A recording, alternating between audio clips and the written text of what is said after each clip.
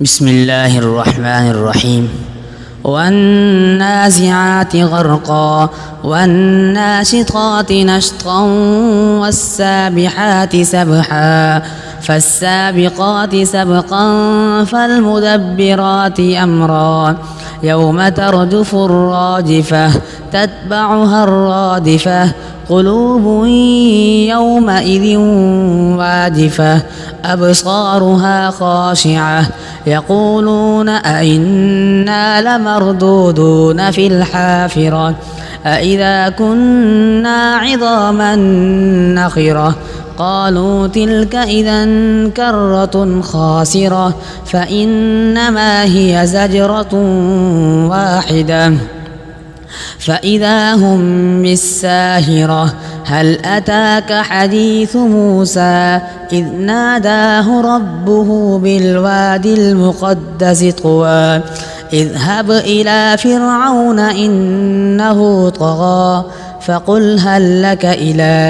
أن تزكى وأهديك إلى ربك فتخشى فأراه الآية الكبرى فكذب وعصى ثم أدبر يسعى فحشر فنادى فقال أنا ربكم الأعلى فأخذه الله نكال الآخرة والأولى إن في ذلك لعبرة لمن يخشى أأنتم أشد خلقا أم السماء بناها رفع سمكها فسواها وأغطش ليلها وأخرج ضحاها والأرض بعد ذلك دحاها أخرج منها ماءها ومرعاها والجبال أرساها متاعا لكم ولأنعامكم فإذا جاءت الطامة الكبرى يوم يتذكر الإنسان ما سعى وبرزت الجحيم لمن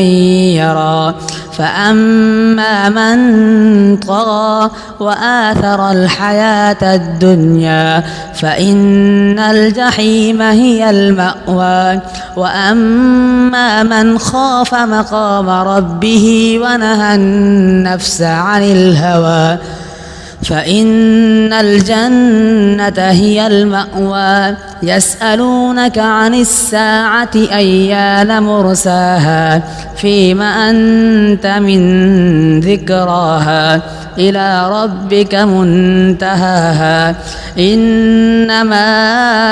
أنت منذر من يخشاها كأنهم يوم يرونها لم يلبثوا إلا عشية أو ضحاها.